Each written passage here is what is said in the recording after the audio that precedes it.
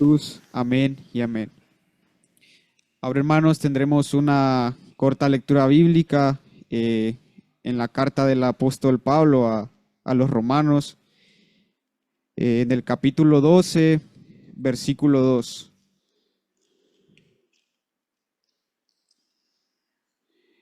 Y la palabra del Señor dice así: No os conforméis a este siglo, sino transformaos por medio de la renovación de vuestro entendimiento, para que comprobéis cuál sea la buena voluntad de Dios, agradable y perfecta.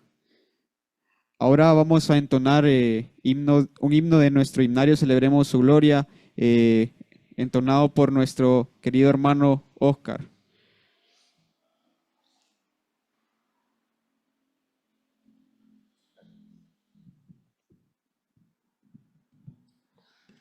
Muy buenas noches, hermanos, que Dios les bendiga. Estamos aquí porque Jehová es nuestro pastor.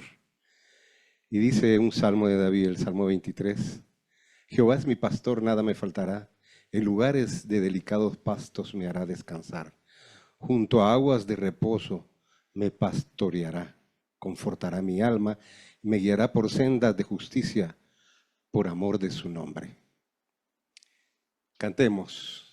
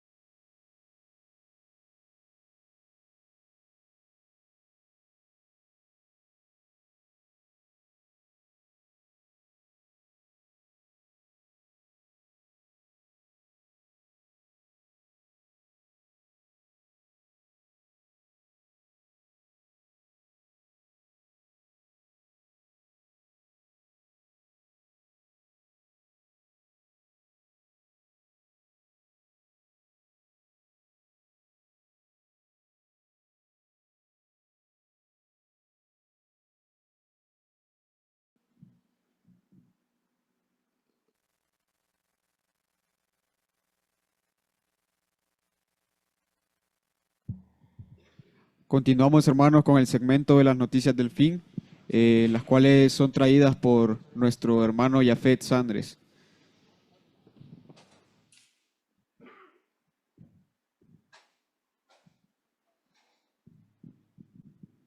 Uno, dos.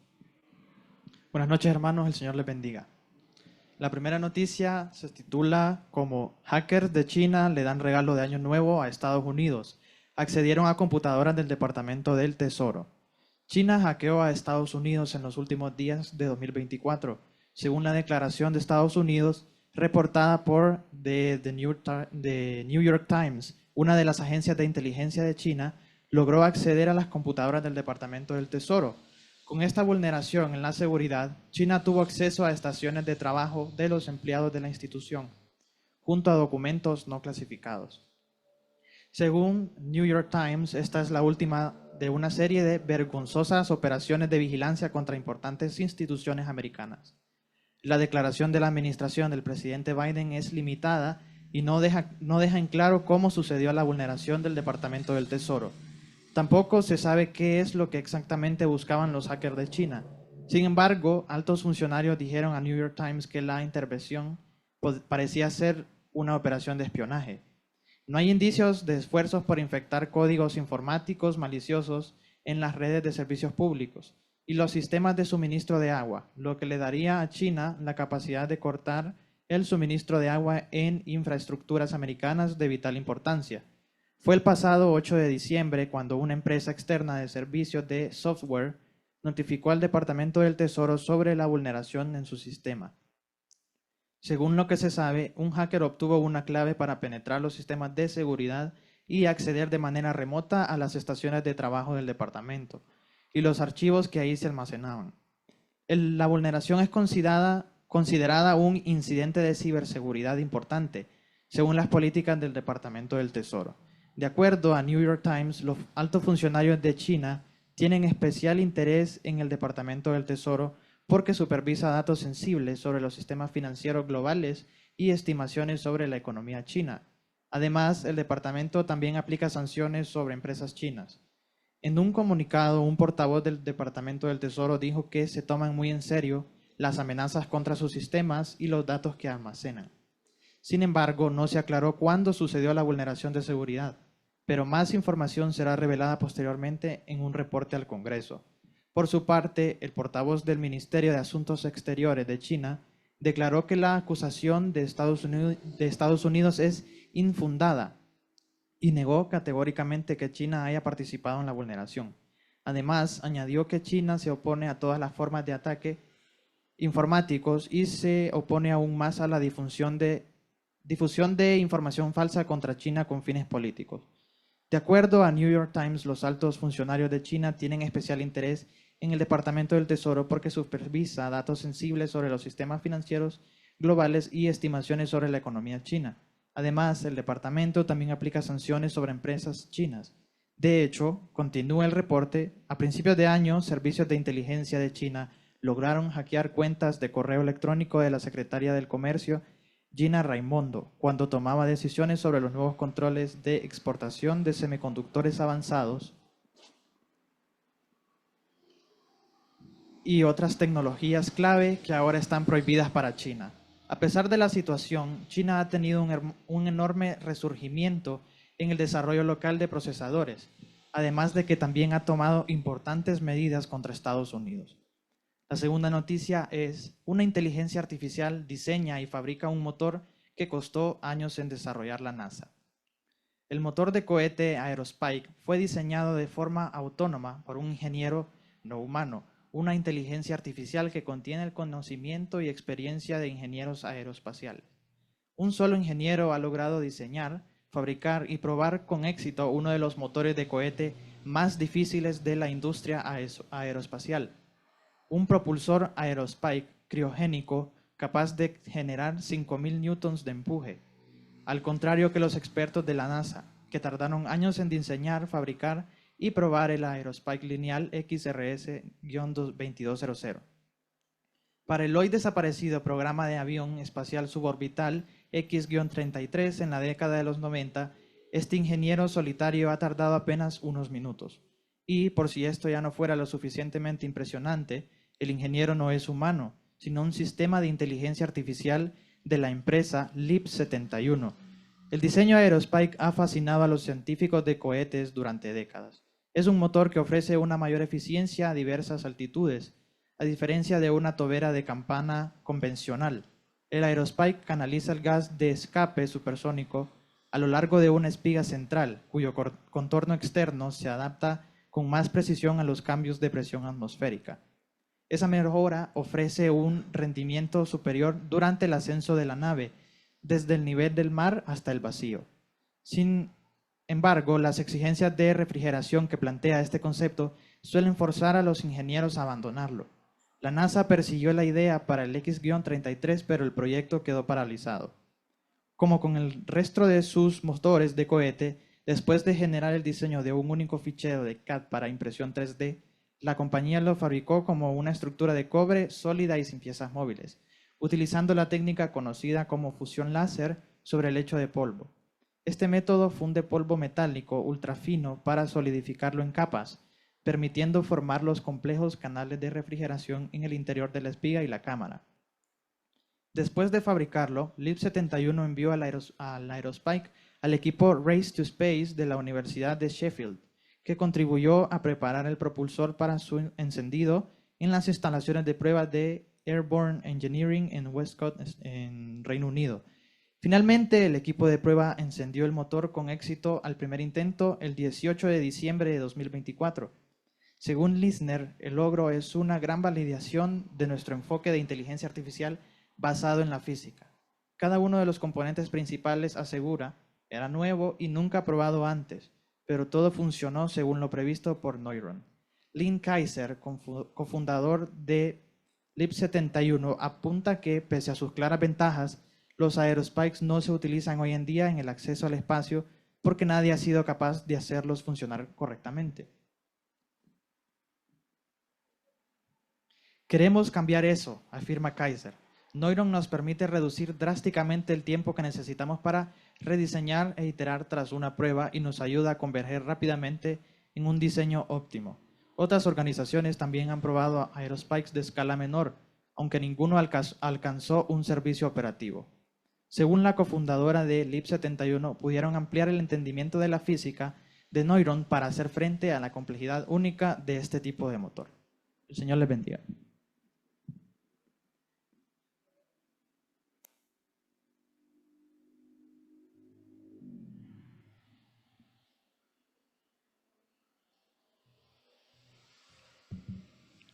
Continuamos, hermano, con la información de esta semana. Y como primera información tenemos, les recordamos sobre la importancia de estudiar la palabra de Dios y las doctrinas que allí se encuentran. Ya puede inscribirse en el discipulado de formación cristiana, pida la boleta de inscripción o llénela de manera digital cuando llegue a su WhatsApp.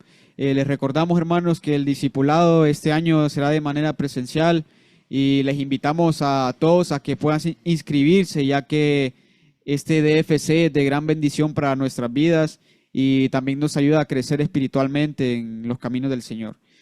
También queremos recordarles, hermanos, que estamos a pocos días, estamos a 15 días de realizar nuestro campamento de jóvenes.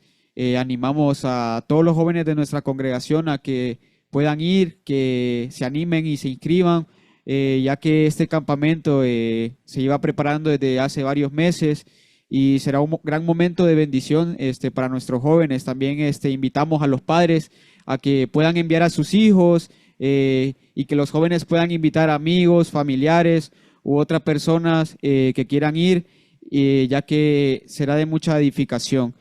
Se pueden comunicar al 8949-0079. Este es el número del hermano Juan Ramón. Él tiene más detalles sobre el campamento y más información con respecto a ello. Como tercera información, hermanos, también queremos recordarles que empecemos el año de la mano de Dios al estudiar diariamente su palabra. Les animamos a perseverar en la lectura, en el estudio de la palabra y pidiendo ya en nuestra congregación el plan, la boleta que tiene el plan de lectura anual para que usted diariamente aparte ese tiempo y pueda todos los días alimentarse de la palabra de Dios. Continuamos, hermanos, con la oración por la ofrenda. Señor, te damos las gracias porque tú siempre provees, Señor, todo lo necesario, Señor, para nuestro sustento, Señor. Venimos, Señor, ante ti, Señor, poniendo estas ofrendas, Señor, estos diezmos, Señor, en tus manos, Padre, para que las bendigas, Señor. Que tú sigas, Señor, proveyéndonos, Padre, que sigas proveyendo, Señor, esta congregación, Señor, para que podamos, Señor, terminar con la construcción de nuestro templo, Señor. Permítenos, Señor, siempre poder ofrendarte, Señor, con un corazón alegre, con un corazón gozoso y con un corazón humilde, Señor. También te pedimos, Señor, que ponga siempre el deseo en nuestros corazones, Señor, de querer compartir lo que tenemos con aquellos que sufren carencia, Padre. Bendecimos, Señor, en tu nombre estas ofrendas, Señor. Y te damos las gracias, Señor, porque siempre provees, Señor, y te pedimos también por aquellos que sufren necesidad y que sufren carencia. Gracias, Padre, por siempre proveer. En el nombre de Cristo Jesús. Amén y amén. Ahora, hermanos, tendremos la entonación de otro himno de nuestro himnario Celebremos su Gloria. Y nuestro hermano Oscar nos va a ayudar con la entonación de dicho himno.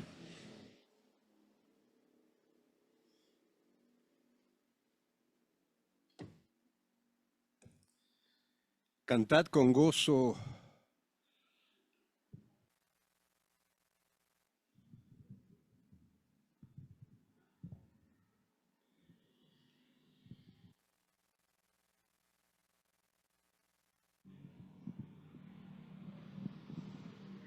Gracias. Vamos a seguir cantándole al Señor. Este año ha sido muy bueno, hemos estado todo este año aquí en la iglesia cantándole a Él, que es lo más importante en nuestras vidas. Dice la palabra de Dios en el Salmo 81, cantad con gozo a Dios, fortaleza nuestra, al Dios de Jacob aclamad con júbilo. Pues venimos con júbilo a cantarle este canto hermoso. Cristo es la peña.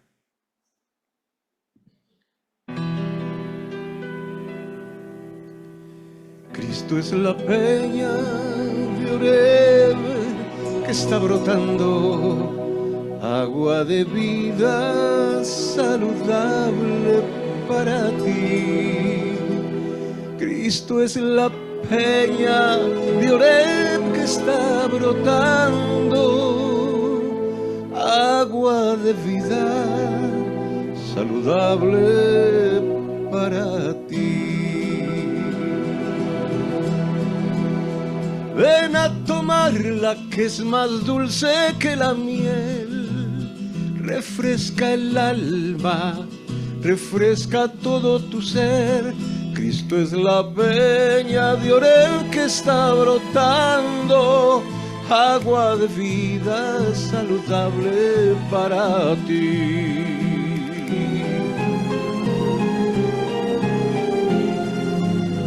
Cristo es el lirio del valle de las flores, Él es la rosa blanca y pura de Sarón. Cristo es la vida y amor de los amores, Él es la eterna fuente de la salvación. Ven a tomar la que es más dulce que la miel, refresca el alma, refresca todo tu ser. Cristo es la peña de Oreb que está brotando, agua de vida saludable para ti. Tomar la que es más dulce que la miel, refresca el alma, refresca todo tu ser.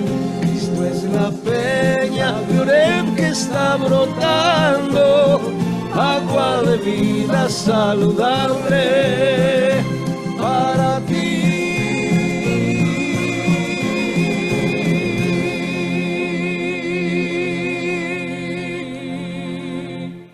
Dios les bendiga, hermanos.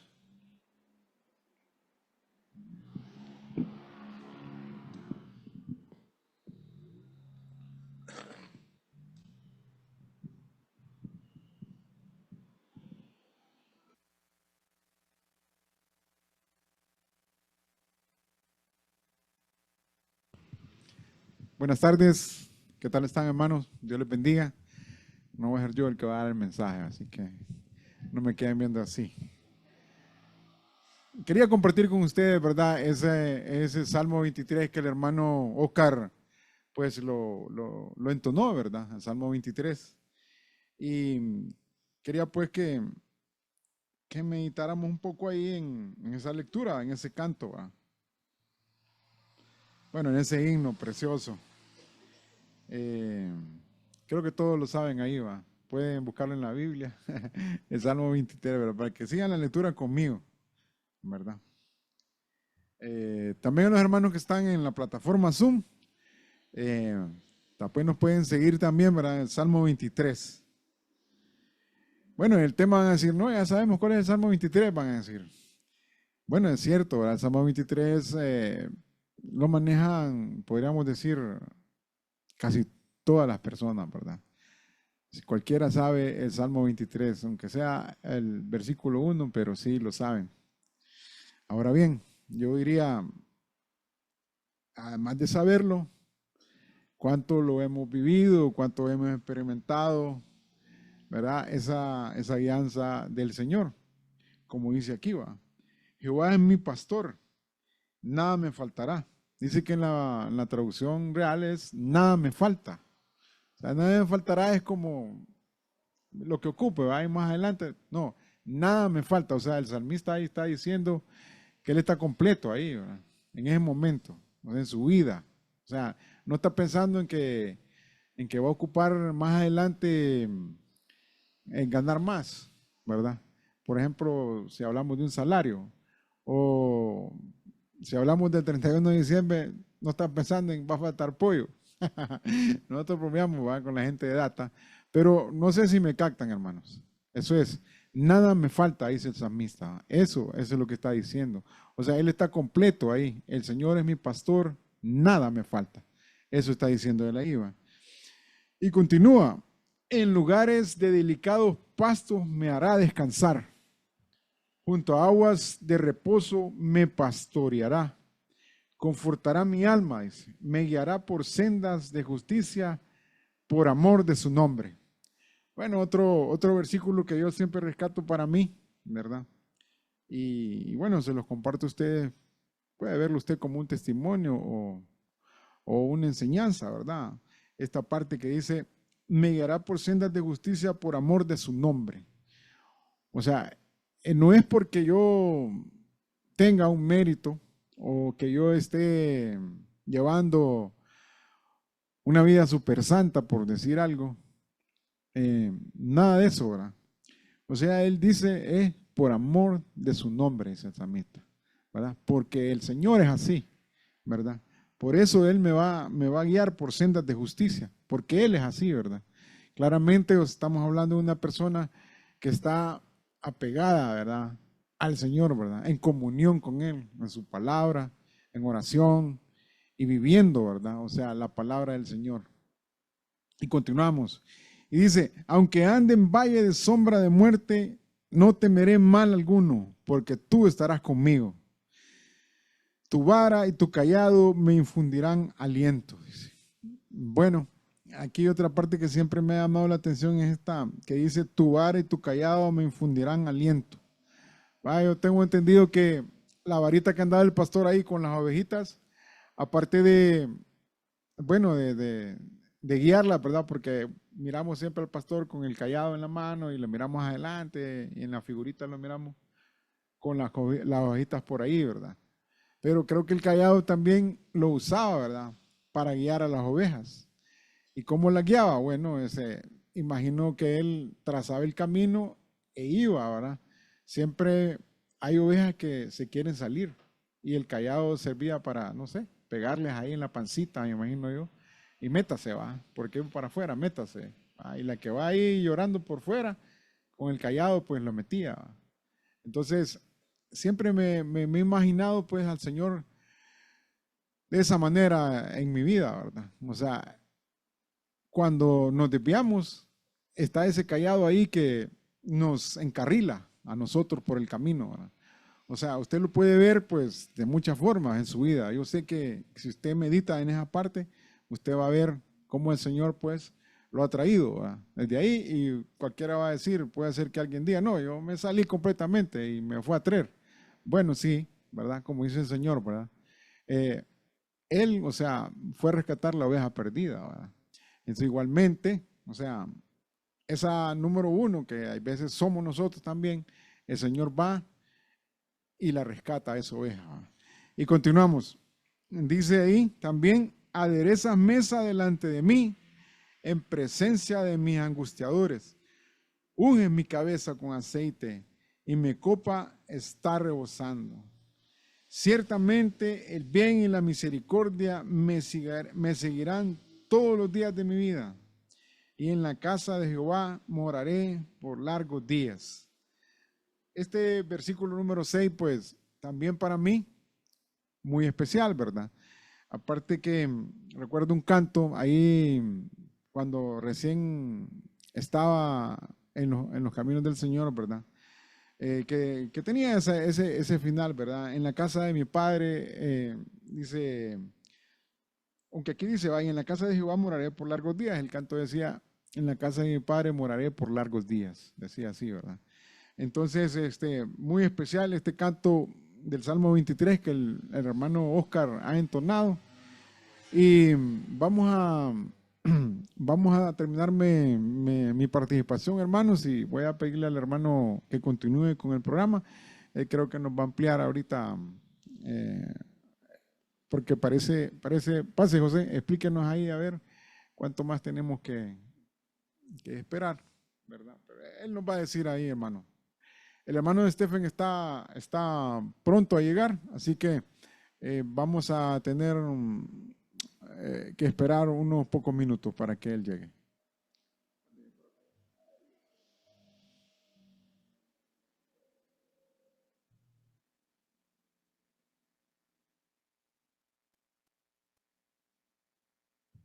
Bueno, hermanos, damos gloria a Dios por ese Salmo 23 y también a nuestro hermano César, que nos explicó un poco acerca de las riquezas de la palabra de Dios. Hermanos, les ruego que por favor tengamos un poco de paciencia, ya que nuestro hermano Augusto de Stephen, el cual es encargado de predicar la palabra el día de hoy, se encuentra en un tráfico vehicular en la ciudad y viene en camino todavía, así que les rogamos que nos regalen unos minutos para que él pueda llegar. Según tenemos entendido, ya viene cerca, entonces les rogamos paciencia, hermanos, para que podamos comenzar con la predicación de la palabra del Señor.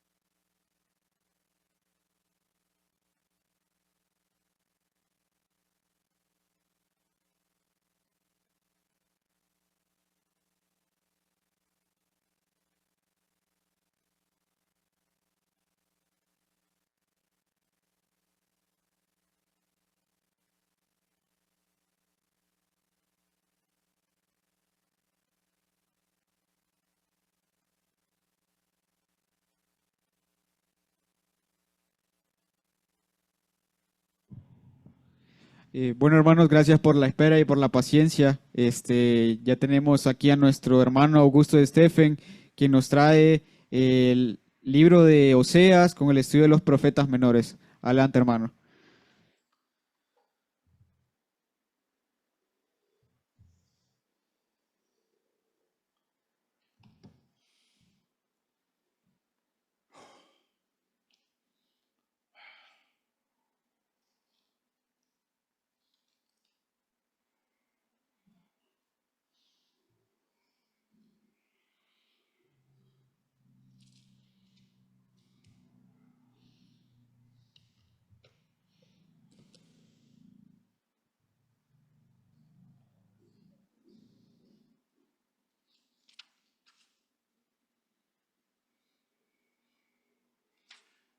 Sí, buenas noches, hermanos.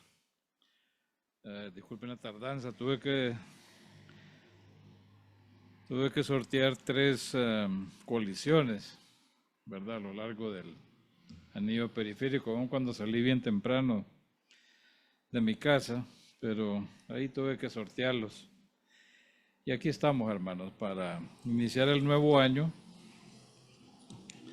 enseñando la palabra de Dios, ¿verdad?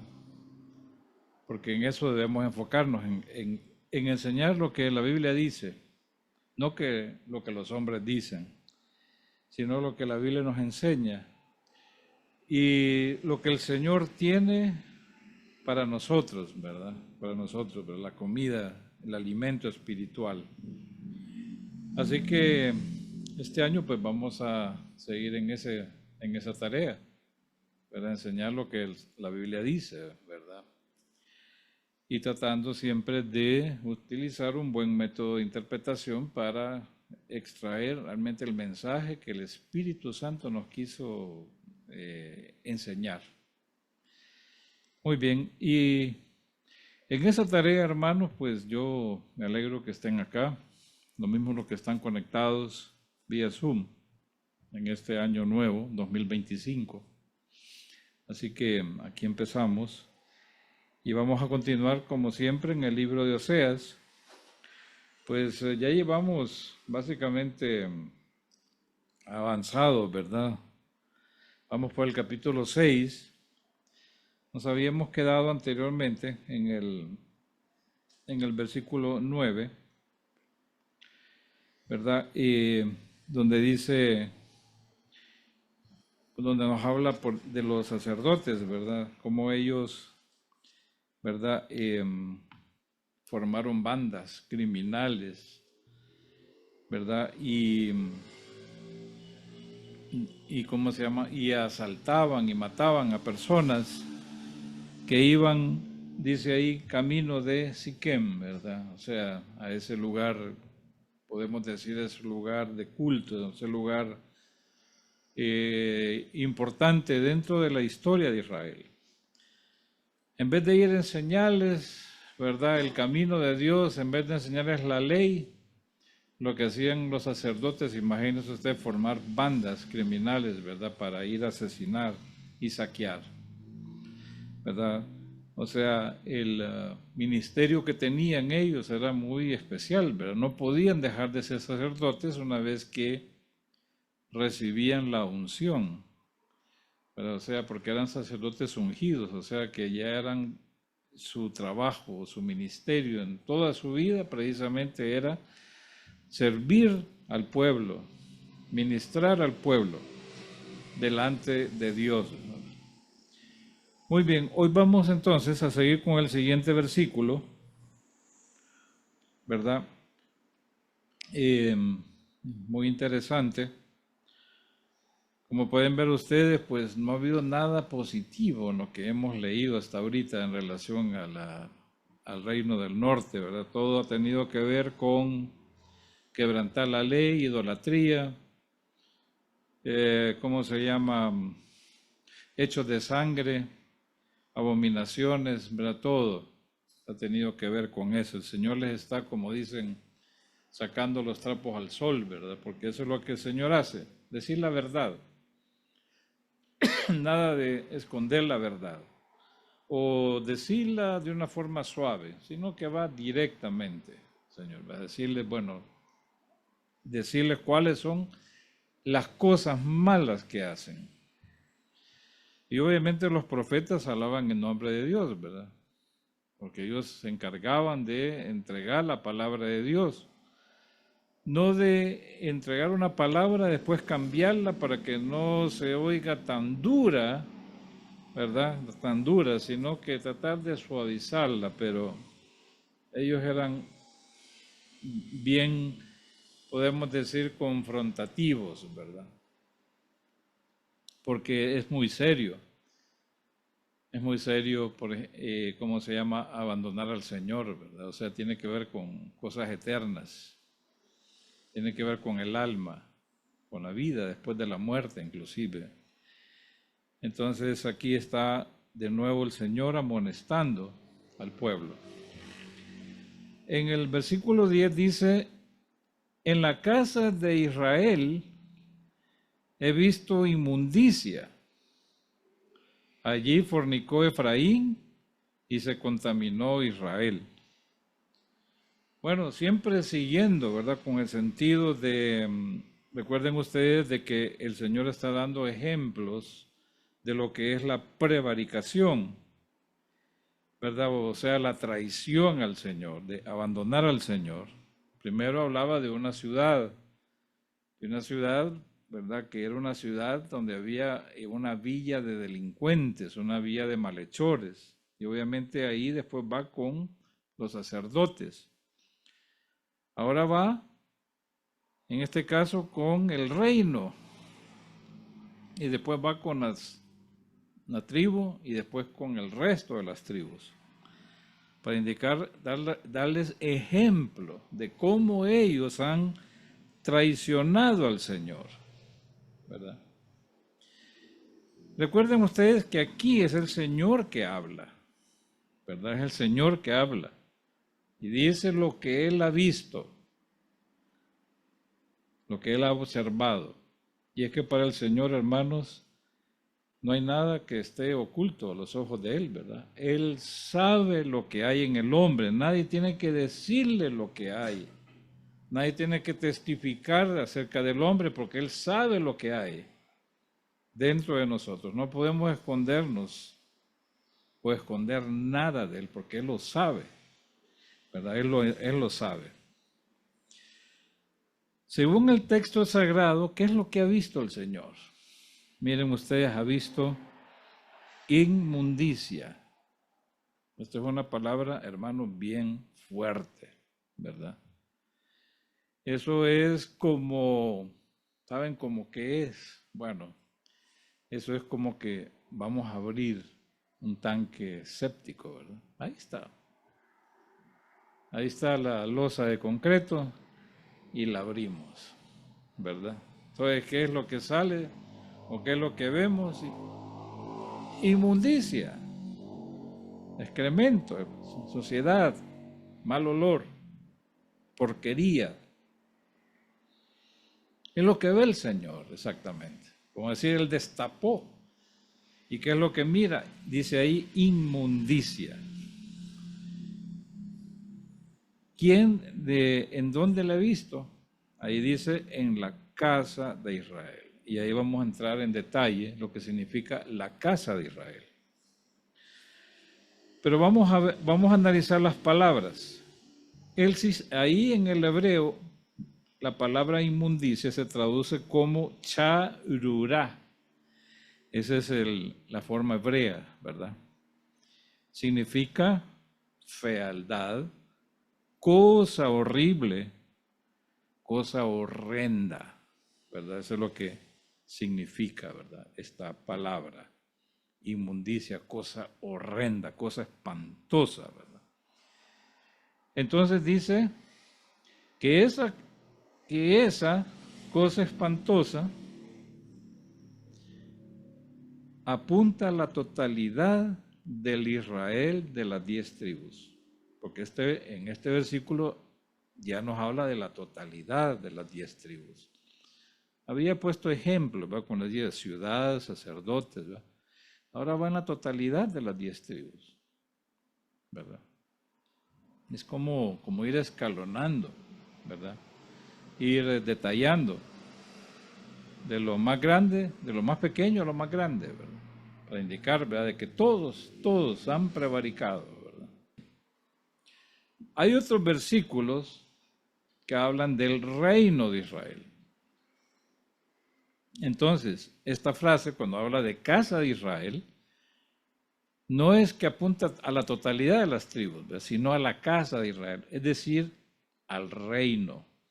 Y cuando habla del reino, apunta a la casa del rey, ¿verdad?, que incluye obviamente a su familia, pero también incluye a los servidores del rey, ¿verdad?, que eran personas que trabajaban, los consejeros, los administradores de la casa real, ¿verdad?, los encargados, los cronistas, todos ellos, ¿verdad?, apunta. Por eso cuando habla aquí casa del rey, apunta al reino en sí.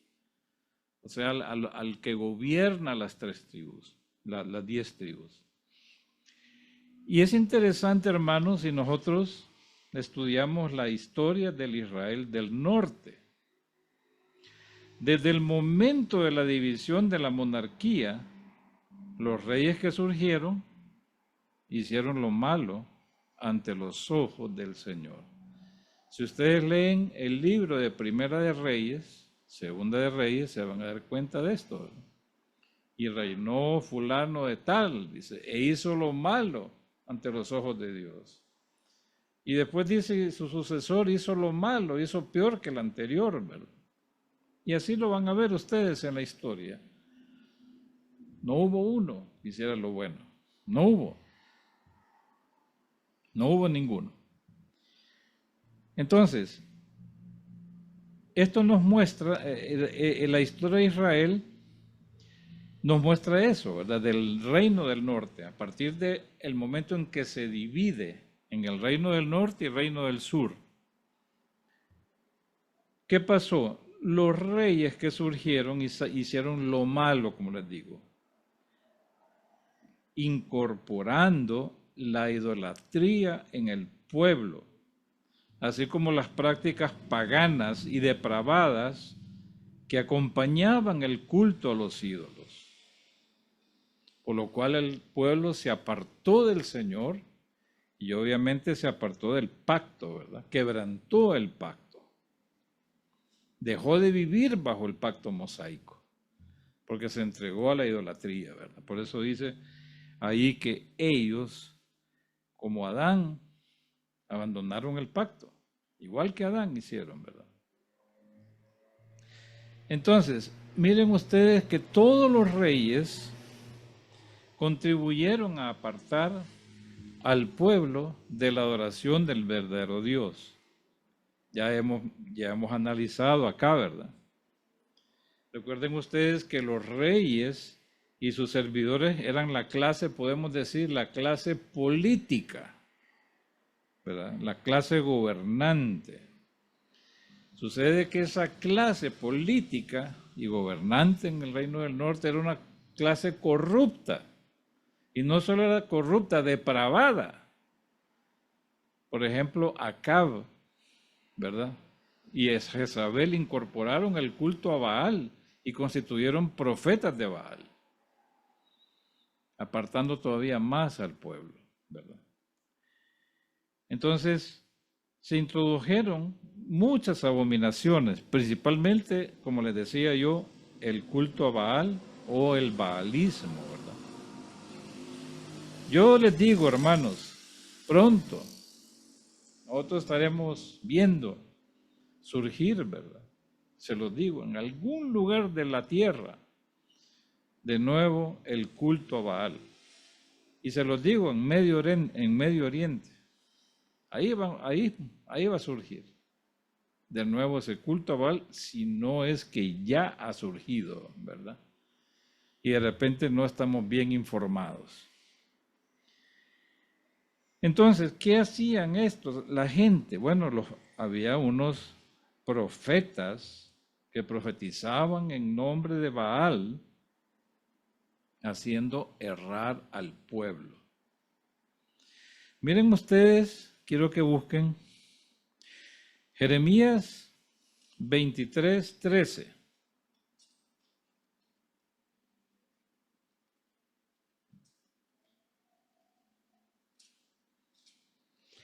Jeremías 23:13. Va relacionado con lo que leímos antes, ¿verdad? Dice, en los profetas de Samaria he visto algo repulsivo. No sé cómo se traduce ahí en la Reina Valera, algo malo, algo como algo desatinos, o sea, repulsivo. Dice, profetizan en nombre de Baal y hacen errar a mi pueblo Israel. ¿Verdad? Miren ustedes lo que hacían ellos. Y obviamente lo que hacían, pues. Y le puedo decir una cosa. No es que un profeta de Baal decía, miren, así dice Baal. No, no, no, no, no. Ellos eran profetas de Baal. Pero ellos decían, así ha dicho Jehová. ¿Entienden? ¿Cuál era, en qué lo hacían errar? Profetizaban en nombre de Baal, pero hablaban en nombre de Dios. Como queriendo decir, esta es palabra de Dios, así ha dicho Jehová. Pero Dios no les había hablado. Por lo cual no era palabra de Dios. Entonces, como no era palabra de Dios para guiar al pueblo, ¿verdad? Entonces, ¿qué pasa? Hacían errar al pueblo. Hacían que se fuera por otro camino que el Señor no les había mandado. Era palabra de Baal y Baal era un ídolo, una imagen. Pero ustedes saben que detrás de una imagen hay un demonio o demonios actuando, ¿verdad? El que, créanme, la gente que va a adorar imágenes de madera, imágenes de piedra, de concreto, de acero, lo que todo, solo es eso, para nosotros solo es madera, hierro o concreto. Eso es para nosotros. No tiene ningún valor. Pero la gente que los adora lo que está haciendo es contaminándose de demonios, ¿verdad? Eso es lo que está haciendo, ¿verdad? ¿Qué es lo que hacían estos profetas de Baal? Miren, profetizaban diciendo el Señor al que ha hablado, así dice Jehová, y Jehová no ha hablado, era Baal el que les hablaba, el demonio que actuaba. Miren ustedes qué podían profetizar ellos. Obviamente, tenían una palabra. Y miren ustedes lo que nos dice Isaías 30, 3 al 11.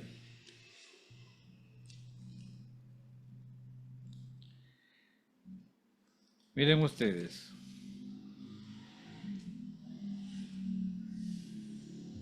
Isaías 30. Parece que no es el... Bueno, la idea es que profetizaban, dice, cosas halagueñas, ¿verdad? ¿Verdad? Y miren, de nuevo, vamos a ir a Jeremías 23:14, perdón, que es Jeremías 23:14. Por alguna razón puse ahí Isaías, pero bueno, Jeremías 23:14, 13, ¿verdad? Entonces dice, habla de los profetas de Samaria, ¿verdad? O sea, del reino del norte. Pero miren ustedes lo que hacían. Y en los profetas de Jerusalén he visto también algo horrible, también, ¿verdad? El Señor, miren, no se le oculta nada. Los de Samaria, los de Jerusalén, cometen adulterio, andan en la mentira, y dice, fortalecen las manos de los malhechores, de manera que ninguno se convierta de su maldad. Obviamente también estos profetizaban cosas halagueñas. Cuando habla de cosas halagueñas, hermanos, lo que están profetizando es cosas que halagan al oído, ¿verdad? Miren, por ejemplo, Isaías 30:10. Bueno, el 39. Porque este pueblo es rebelde, hijos mentirosos, hijos que no quieren escuchar la instrucción de Jehová, ¿verdad? No la quieren oír, así de simple. Pero sí quieren oír lo que les dice Baal. Ellos han dicho, los videntes, no tengáis visiones. Y a los profetas, no nos profeticéis cosas rectas, decidnos más bien cosas halagueñas, profetizar cosas ilusorias, ¿verdad? O sea, cosas que no tengan nada que ver con las... Cuando habla de ilusiones, ilusorias, hermanos, habla de ilusiones, de cosas abstractas, ¿verdad? De algo agradable, ¿verdad? Cosas halagueñas, cosas agradables, que no, ¿verdad? Con tal de mantenerme yo en el camino que yo estoy siguiendo, no siguiendo el camino del Señor, ¿verdad? Entonces, eso es lo que le decían a los poetas. Miren, profetícenos cosas halagueñas, algo que halaga al oído, que agrada al oído.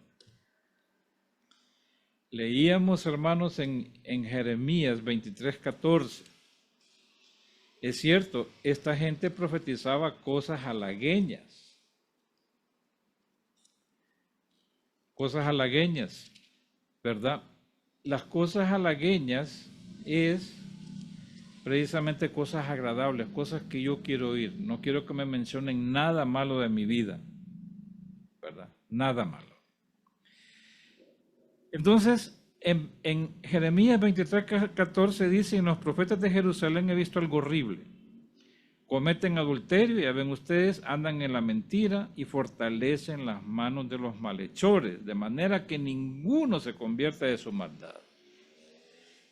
¿Sabe a qué se refiere eso? Bien, eso es tremendo cuando uno lo analiza.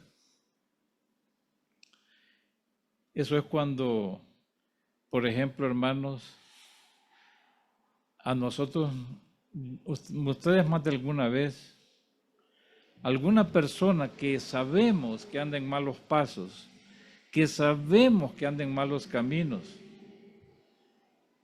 y dice, quiero que oren por mí, ¿verdad?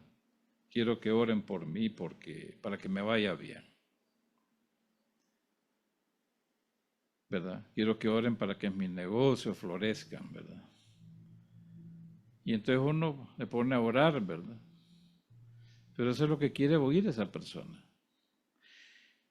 Yo leí un párrafo, alguien publicó ahí en Facebook un párrafo bien interesante. No digas bendición, aquello dinero que has obtenido de manera deshonesta, de manera corrupta, producto de narcotráfico, producto de negocios fraudulentos. No se llama bendición a eso, ¿verdad? Y créanme, mucha gente les encanta oír eso. Que uno les vaya y ore por ellos y les diga cosas agradables. Dios te bendiga, Dios te dé fortaleza, Dios te haga prosperar en todo. Y esas son, hermanos, cosas halagueñas. Y si sabemos que esa persona anda en mal camino, y le decimos esas cosas, en vez de decirle, bueno, que vive en una vida que no agrada a Dios, ¿verdad? Pero que tiene la oportunidad de salvación, de que Dios perdone todos sus pecados, que se vuelva de su mal camino, que se aparte y que cree en Jesucristo, ¿verdad? Muchas veces no quieren oír eso, ¿verdad? Yo he visto, hermanos, ustedes han visto, ¿verdad? Cómo pastores se mezclan con los políticos. ¿Y qué cambia en el país? ¿Qué cambió en el país? ¿Cuál fue la influencia que tuvieron? Si le fueron a hablar cosas halagueñas, pues hombre, no va a cambiar nada el país. Si están ahí porque el presidente les va a ayudar o los funcionarios les van a ayudar, pero el país sigue mal. Altos niveles de corrupción o de asesinatos, desorden en todo eso. Entonces, ¿qué cambió? ¿Qué puede cambiar el país así? Si no les dicen la verdad. Por eso decían ellos, los israelitas, ¿verdad? No nos profeticéis cosas rectas, por favor. O sea que lo que está diciendo, no profeticéis cosas que sean buenas, que nos aparten del mal camino. Muchos he visto yo, mano. Hasta cultos hacen, ¿verdad? En las casas. Pero, ¿qué cambia? Siguen en lo mismo.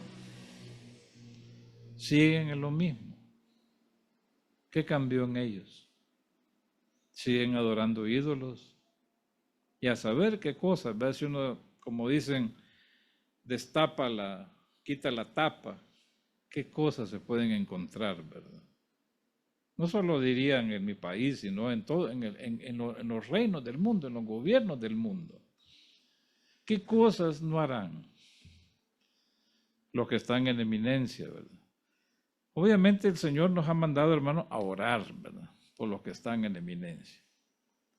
Pedir por ellos, que se aparten del mal camino, que hagan justicia a los pobres, ¿verdad? Que hagan justicia a todos, ¿verdad? Todos. Y aquí estos profetas de Baal, estos profetas que decían cosas halagueñas, ¿verdad? Como les decía, ¿verdad? Ahí es lo que trajeron estos gobernantes, ese culto. Ellos lo trajeron, ¿verdad? Ellos apartaron a los sacerdotes, obviamente, ¿verdad? Fortalecieron, o sea, apartaron a los sacerdotes imponiendo sus propios cultos. Así hizo Jeroboam, el primer rey, ¿verdad? Lo primero que hizo fue apartar a la gente de ir a visitar a Jerusalén para ir a adorar en el templo, porque según él, ¿verdad? Lo estaba viendo desde la perspectiva política. El reino iba a irse de él y la gente se iba a volver de nuevo a la casa de David. Entonces digo, mejor hacemos 2 becerros y los ponemos en los extremos. Y le dice a la gente, estos son tus dioses, ¿verdad? Que te sacaron de la tierra de Egipto. Y constituyeron sus sacerdotes, sus fiestas y todo, ¿verdad? Apartando al Señor de la gente. Obviamente, hermanos, lo que veo aquí es esto, ¿verdad? Dice, en la casa de Israel he visto cosas horrendas, cosas horribles, cosas feas, o sea, en el reino en sí, en el reino. Y esas cosas horrendas tienen que ver con esto, apartar a la gente del Señor, ¿verdad? Apartarlo, así de sencillo, ¿verdad? Incorporando cultos desconocidos. Terrible. Entonces, ¿qué en conclusión? Las cosas horrendas que el Señor había visto apuntan a la idolatría, las abominaciones de todo tipo que acompañan a la idolatría, la sangre derramada, que ya lo hemos visto, la decadencia y depravación moral y espiritual que introdujeron los reyes y los príncipes, ¿verdad? Ellos lo introdujeron. Ellos contaminaron primero a los sacerdotes y a los profetas, porque hay que primero ir con los líderes espirituales o los guías espirituales para apartar al pueblo del Señor, ¿verdad? Pues lo que hacían los gobernantes. Por eso es que dice, en el reino de Israel, si pudiéramos parafrasearlos, he visto cosas feas, ¿verdad? Cosas feas, ¿verdad? Y cuando habla del reino de Israel, habla de, básicamente, no solo de un reino en específico, ¿va? Sino el reino en sí, o sea, todos los reinos, como dijéramos hoy en día, ¿verdad? La democracia, ¿verdad? Entonces el Señor lo ve como todo en un conjunto, el reino. Entonces ve que todos los reyes han hecho lo malo ante el Señor, apartando al Señor de la gente. Entonces, por eso dice, en el reino de Israel he visto algo horrible. Y después dice, primero apunta al reino, que ha visto inmundicia ahí, obviamente. Ha visto ahí cosas horribles. Y después dice, allí fornicó Efraín y se contaminó Israel. La Nueva Versión Internacional se acerca mejor a la idea del texto, ¿verdad? Dice, en el reino de Israel he visto algo horrible. Se ha prostituido a Efraín e Israel se ha contaminado. Miren ustedes, la idea es mucho mejor ahí. En el reino de Israel he visto algo horrible. Ahí prostituyeron a a Efraín. Y por extensión se contaminó Israel, ¿verdad? Entonces los reyes, recuerden ustedes, hermanos,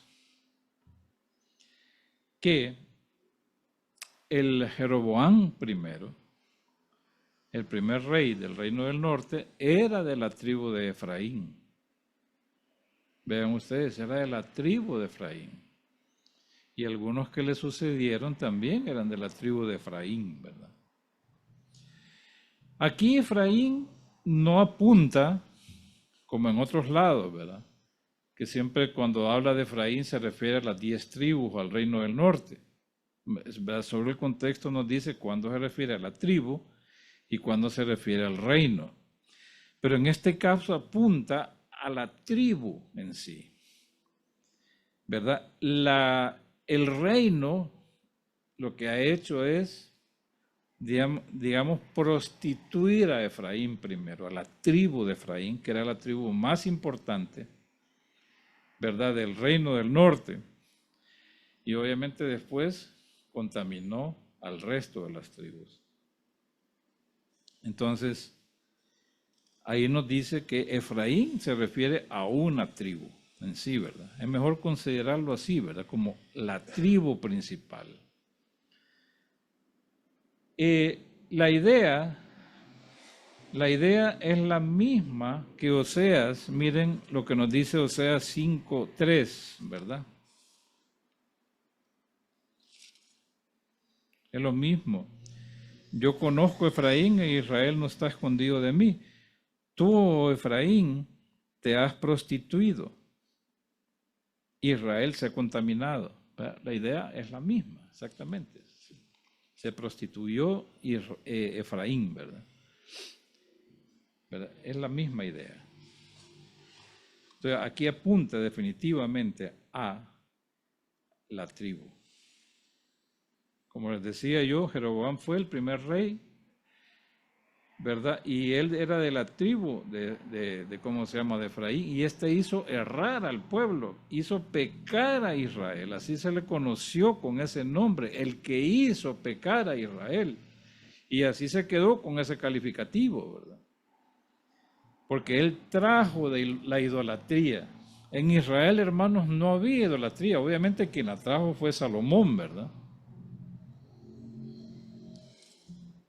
Pero no la instituyó, mientras que Jeroboam la instituyó. El problema de Salomón es que se casó y todas las mujeres trajeron sus ídolos, ¿verdad? Pero no era institucional la idolatría. Mientras que en el caso del Reino del Norte sí se instituyó, fue algo institucional, como diríamos nosotros, hermanos, fue incorporado a la Constitución, ¿verdad? La idolatría. Obviamente que la tribu de Efraín debió apoyar al rey Jeroboam porque eran de la misma tribu, ¿verdad? Es como decir, bueno, hay un presidente olanchano y todos los olanchanos pues lo apoyan, pues más o menos así es la idea, ¿verdad? Entonces el rey, como por ejemplo el Efraín, ¿verdad? La tribu apoyó al rey Jeroboam, ¿verdad?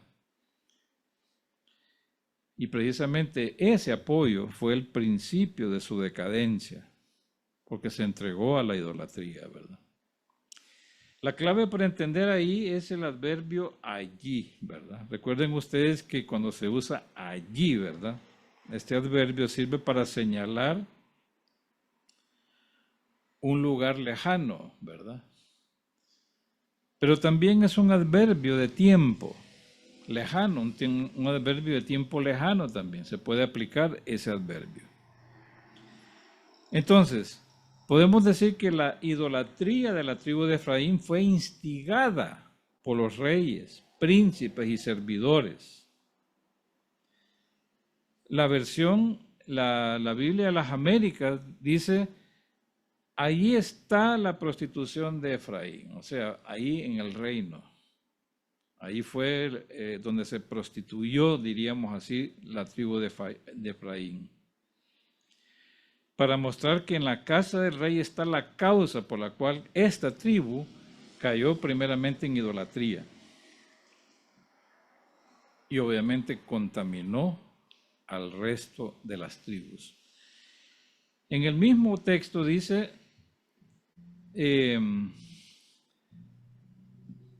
dice ahí fornicó Efraín. Ustedes saben que fornicar se refiere tiene que ver con la idolatría, prostituirse, ¿verdad?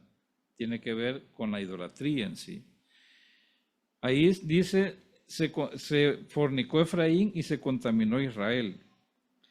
Miren ustedes que el vocablo contaminar es del hebreo tamé, que significa, que se traduce como inmundo, implica estar contaminado en sentido ceremonial o moral, ¿verdad?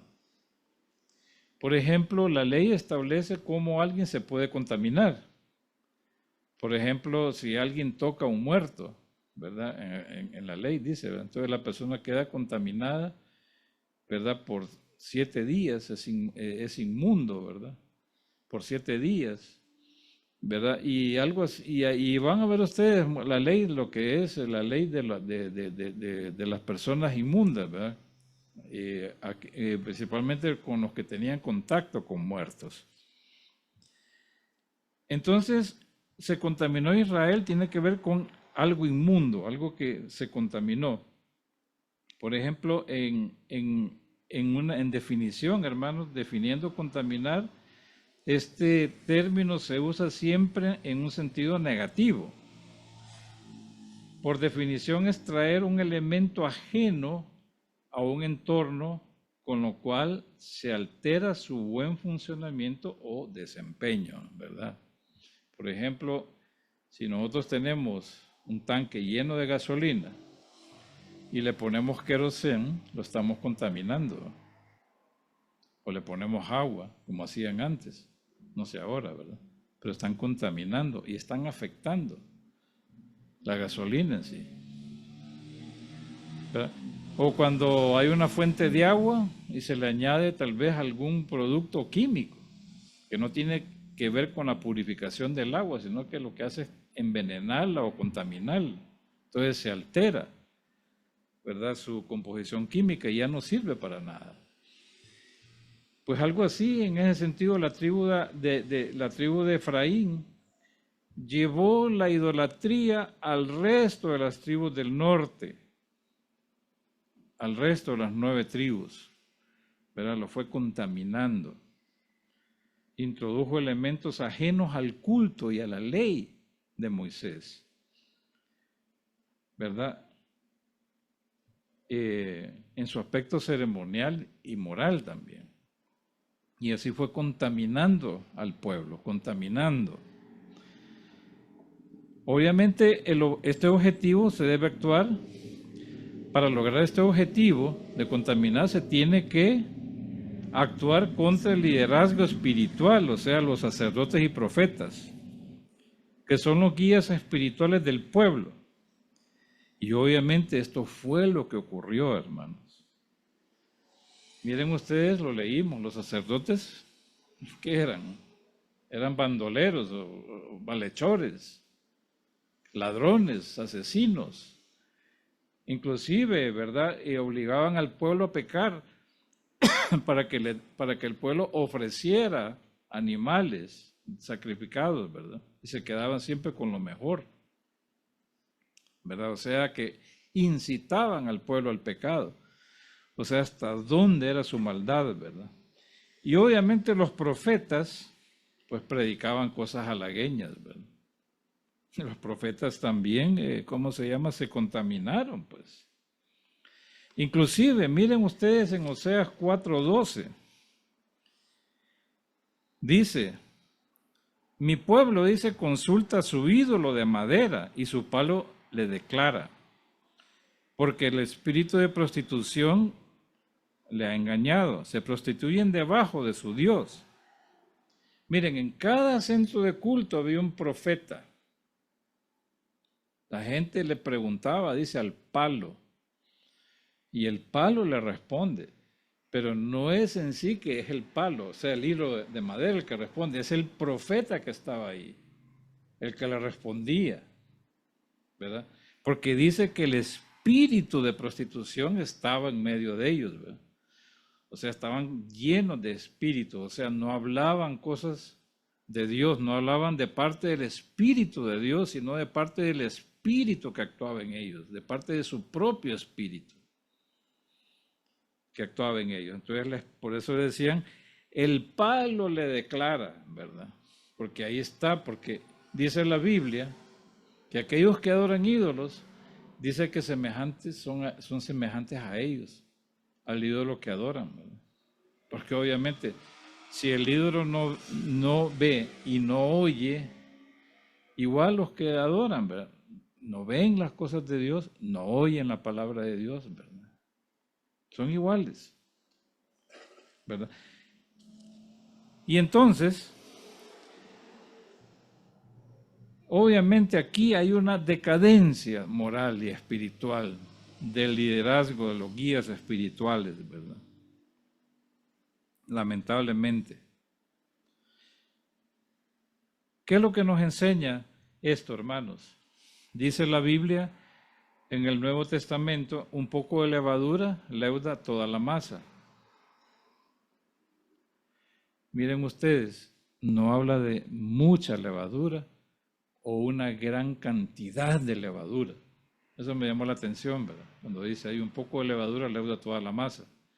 Y siempre la levadura en la Biblia es de algo malo, de algo que contamina. Pero siempre se refiere a eso. Pero lo que más me llama la atención dice un poco. O sea, no el montón. O sea, yo tengo una masa y le voy a poner levadura, pero le voy a poner que una media cucharadita, ¿verdad? No le voy a poner todo un recipiente, no una cucharadita, pero dice, con esto queda fermentada la masa, ¿verdad? Solo un poquito. Para contaminar las cosas de Dios, hermanos, no se requiere una gran actividad. No. Bastará con hacer algo muy pequeño, muy insignificante, para que la iglesia se contamine y se aparte del Señor, ¿verdad? Un prejuicio o una doctrina mal interpretada puede leudar la masa. Traer cosas del mundo e incorporarlas al culto al Señor, ¿verdad? Eso puede llevarnos también a apartarnos del Señor. Muchas iglesias lamentablemente se han apartado del Señor. Por ejemplo, el legalismo. Traer legalismo acá, ¿verdad? Ver a nuestros hermanos vestidos como judíos. Eso se llama la carne. Porque Pablo decía, ¿verdad? Circuncidado al 8º día, hebreo de hebreos, en cuanto a la ley fariseo. Y eso habla de cosas de la carne. Nada tiene que ver con el Espíritu de Dios. O simplemente hay algunas iglesias, créamos, cristianas, evangélicas, que coquetean con las iglesias idólatras o con la iglesia organizada. Coquetean con los líderes idólatras, ¿verdad? Peligroso eso, porque se puede contaminar. Dice, nosotros somos masas sin levadura y debemos celebrar, dice, la Pascua. No hablo de hermanos de la Navidad, ¿verdad? Pero debemos celebrar, dice, como masas sin levadura, ¿verdad? O sea, limpios de toda la levadura del mundo. Como les digo, es peligrosísimo, ¿verdad? Un prejuicio. Y hay cosas que no se ven, ¿verdad? La amargura, la ira, el enojo, el resentimiento, cosas que no se ven. Esas cosas pueden contaminar a la iglesia. ¿Qué dijo el Señor? Dice, lo que entra, eso no contamina al hombre, es lo que sale. Porque dice, sale del corazón. Dice, eso contamina al hombre. Porque el corazón salen los malos pensamientos, los adulterios, las fornicaciones, los homicidios. Y eso, dice, contamina al hombre. Por eso dice en la Biblia, hablad verdad a cada quien con su prójimo. No debemos hablar cosas corrompidas, dice, sino cosas edificantes. Porque recuerden, hermanos, traer cosas del mundo, ¿verdad? Puede contaminar a la iglesia y apartarnos del Señor, ¿verdad? Como ha pasado con muchas iglesias, ¿verdad? Prejuicios, doctrinas mal interpretadas, peligrosísimo, ¿verdad? Miren lo que le pasó a Israel, se contaminó, ¿verdad? Permitieron la idolatría y se apartaron del Señor completamente. Así que tomemos en cuenta, hermanos, esta lección, ¿verdad? Que es muy importante, ¿verdad? Muy importante, nos enseña mucho acerca de cómo debemos agradar al Señor, ¿verdad? Y por eso es que el Señor redunda en esto, redunda completamente. Vamos a seguir viendo la otra semana, ¿verdad? Para que vean que cómo se redunda bastante, porque lo que el Señor busca es restaurar al pueblo, ¿verdad? Que se aparte de su mal camino. Hermanos, Dios les bendiga a todos.